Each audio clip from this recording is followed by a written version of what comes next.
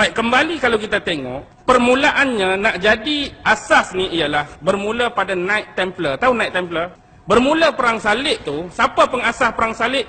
King dia, raja dia, pengasas dia ialah seorang padri yang dipanggil Paus Urban atau Paus Urbanus II. Dialah mencadangkan perang salib ni. Jadi perang salib ni sebenar tak ada dah cintakan kedamaian, tapi dia lebih kepada materialisme. Sebab zaman tu ialah zaman Eropah, zaman Dark Age. Apa Dark Age? Zaman kegelap, zaman kegelapan. Tapi dia duk tengok kekayaan, kemewahan, kemakmuran belah mana? Belah timur kan? Di belah timur. Jadi mereka datang nak jajah, nak rebut balik hasil mahsul tadi, dan yang penting nak dapatkan bumi Palestin yang di dalamnya ada Jerusalem, iaitu Haikal Sulaiman. Jadi dia mengetuai satu konsili ataupun panggil persidangan Claremont. Jadi bermulalah tahun tu tahun 1095. Jadi sepanjang perjalanan ni nak sampai 1095 sampai 1099 baru sampai Jerusalem. 4 tahun tengah jalan ni mereka banyak bantai orang-orang Islam. Mereka bunuh juga sebahagian besar orang-orang Yahudi. Bila ini berlaku 1099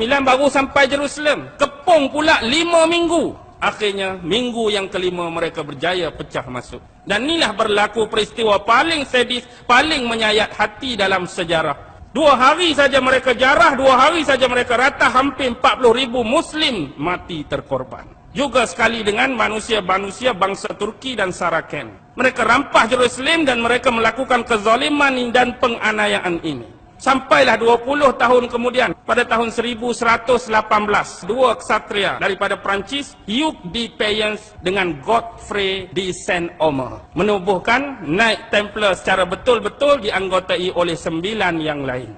Mereka ni asalnya, Knight Templar ni ialah tentera-tentera miskin yang percayakan Jesus Christ dan kuil Sulaiman. Tapi akhirnya sebab material tadi mereka jadi kaya. Mereka buat apa? Mereka kau untung melalui peziarah-peziarah Kristian yang datang daripada Eropah yang nak melawat bumi Palestin, terutama nak pergi dekat kuil ataupun Haikal Sulaiman tadi. Jadi bila tanah ni mereka dah jarah, orang-orang Eropah boleh datang sesuka hati. Jadi penziarah-penziarah Kristian terutama yang datang nak ziarah tempat ni, mereka buat satu sistem yang dipanggil credit and check. Hampir-hampir nak menyamai sistem perbankan sekarang. Dia start di sini dah. Kemudian mereka menjalankan urus niaga yang dikatakan pada awal abad-abad tu dikatakan kapitalis dah bermula dengan perniagaan berbasiskan bunga ataupun riba. Mereka jadi kaya serta-merta. Sebab yang dulu mereka bawa topeng iman Kristian, bawa simbol-simbol Kristian berupa-rupa salib dan krusid. Tetapi dalam hati mereka nak dapatkan keduniaan, kemewahan. Jadi akhirnya secara ringkas 1187 seorang pahlawan Islam datang ke sini bertempur dalam perang Hittin.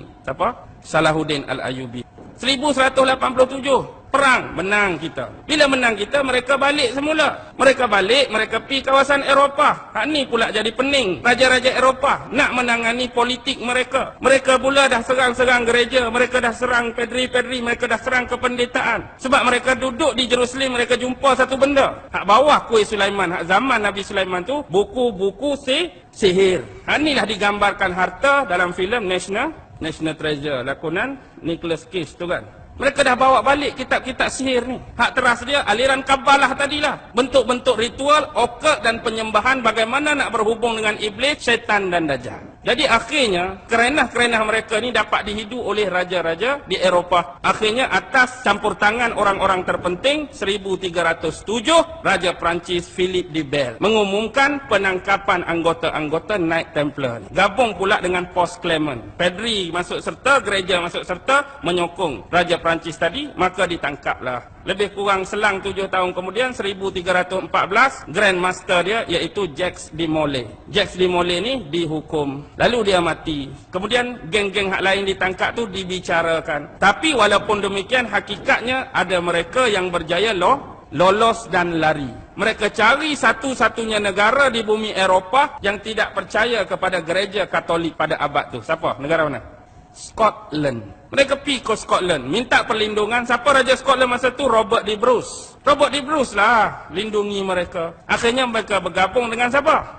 Di sinilah start. Mereka nak bergabung dengan geng-geng hak datang daripada banjaran Kaukasian, banjaran Eurasian, hak keluar daripada tembok-tembok Zulkarnain. Hak keluar daripada tembok-tembok Zulkarnain dah keluar, mereka naik ke arah utara. Kemudian mereka jadi orang-orang Viking. Lalu lama-kelamaan mereka tukar sejarah di sini. Asal mereka bangsa lain, asal mereka Normandy dengan Celtic. Tapi kemudian mereka tukar sejarah, mereka katakan mereka sebagai berbangsa Anglo-Saxon. Mereka jadilah tukang-tukang batu, tukang-tukang pembina. Bergabung pula dengan geng hak lari tadi, lalu terbentuklah Lodge Freemason yang pertama di dunia, Scottish Rite. Inilah secara rasmi barulah dikatakan Freemason benar-benar wujud. Tapi benda hak bawa tu, hak zaman Namrus lagi, isi kabalah dia. Sebab tu, siapa yang jadi ahli Freemason, kalau setakat naik pangkat, dia boleh ditabalkan di mana-mana lodge seluruh dunia. Tapi bila dia dah masuk 33 degree, 33 tahap degree, dia perlu ditabalkan di Scotland. Zaman Scottish Rite tu kita perlu faham. Tu zaman dia zaman penyatuan England tu. Zaman kalau kita tengok filem Braveheart, tahu tak filem Braveheart? Lepas tu lah lodge-lodge ni berkembang. Ada di Amerika, ada di situ, ada sini. Bergabung pula dengan Illuminati.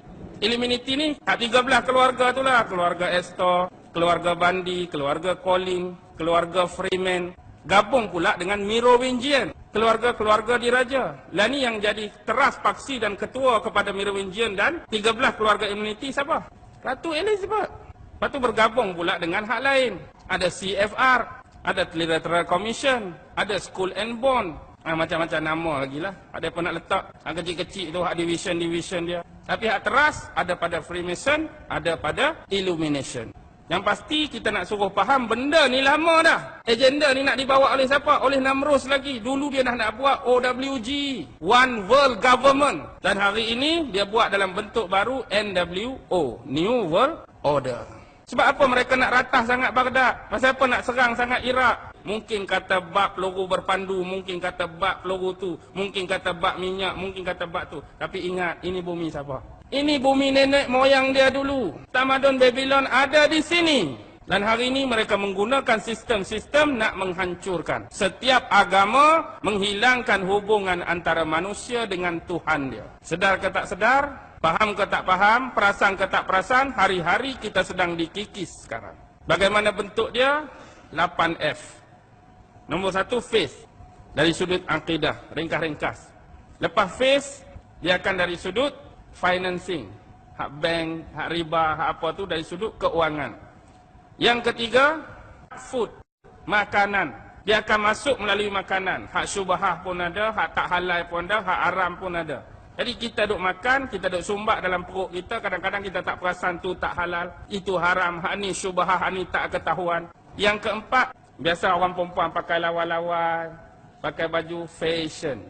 Fashion dia akan keluar macam-macam, kita pun pakailah juga macam-macam, tak kira fashion apa. Antara lain ialah filem.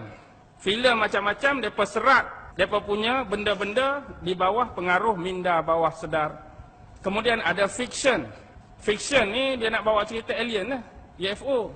Dia nak start dah, maksudnya ada makhluk angkasa, ada alien tak boleh berhubung dengan manusia. Dan ada kabar alien ni nak serang dunia. Hakikatnya UFO tu siapa? UFO tu teknologi manusia, tu teknologi Jerman selepas Perang Dunia Kedua. Manusia tu manusia lah, campuran dengan makhluk-makhluk halus tu lah, jin ke iblis ke setan ke. Dia boleh buat. Setakat nak merupa tu iblis boleh buat. Merupa sat jadi muka lagu ni, perak-perak tangkap gambar. Hakikatnya lama dah jin iblis ni. Dia masuk dari sudut fiction. Lepas tu dia masuk dari sudut kadang-kadang freedom, kebebasan. Dia marilah kok celah perempuan pula. Kebebasan, nak hak wanita. Wanita mesti sama dengan lelaki. Hak kami mesti disamaratakan. Lepas tu keluar pula LGBT. Tahu LGBT? Apa dia? Alas sekali. Fandom. Budaya mengidolakan. Dulu mereka sembah berhala. Dia nak suruh orang Islam sembah berhala, sembah patung, tak boleh dah. Last kali mereka cipta idola. Dalam bentuk ahli sukan ke, ahli muzik ke, orang-orang kenamaan, kita pun jadikan idola. Jadi masuk bilik anak kita, tengok di dinding, Lionel Messi. Tengok di dinding, Lady Gaga. Tengok di dinding, Britney Spears. Tengok di dinding, tak ada seorang rabuk pun hak Islam. Itu budaya fandom.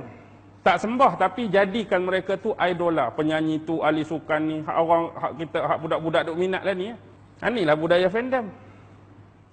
Setakat malam ni saya nak bagi yang base, saya nak bagi yang asas, saya nak bagi yang dasar. Nak suruh nampak dulu bagaimana bentuk, tata cara, pergerakan, agenda dan susunan. Susunan ni sebenarnya dah ada dalam Book and Chronicle. Nama-nama tadi tu mereka dah menggerakkan cara susunan piramid mereka. Atas tu siapa, yang kedua siapa, yang ketiga ke siapa, yang bawah sekali golongan slave. Slave tu siapa? Tak mau mengaku pun kena terima hakikat, hamba tu ialah kita lah. Hak duk terima kemewahan, hak duk terima untung, hak duk terima duit hari-hari, golongan atas tu. Golongan elit. Golongan tu lah duk perah kita, duk zalim kita. Kita nak suruh kenal Freemason tu bukan apa. Sebab kumpulan ni lah yang digelar kumpulan elit sekarang. Hak duk tengah pegang dunia ni masih lagi keturunan yang sama. Keturunan siapa mereka ni? Rothschild, susu galur dia, nasab dia, salah silah dia, sampai pada siapa? Namrus. Hak baki lagi? Fir'aun. Golongan yang sama, kumpulan yang sama yang masih memerintah dunia dulu sampai sekarang. Fir'aun dah mati, tapi kefir'aunan tak pernah mati lagi. Namrus dah mati, kenamruzan pun tak pernah mati lagi.